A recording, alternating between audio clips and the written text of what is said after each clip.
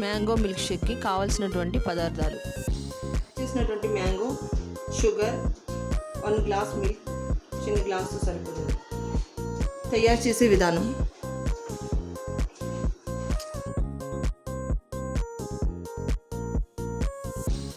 Mixie జార్లోని 1 cup mangoes, మనకి సరిపడినంత sugar,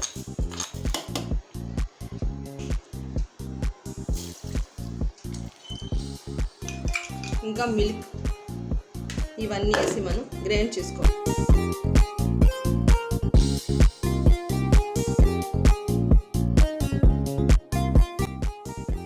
mango milk shake థిక్గా అయ్యింది.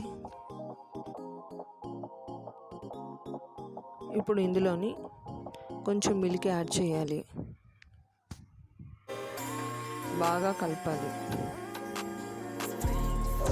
అంతే, ఎమ్మీగా మనకి మ్యాంగో మిల్క్ షేక్ రెడీ.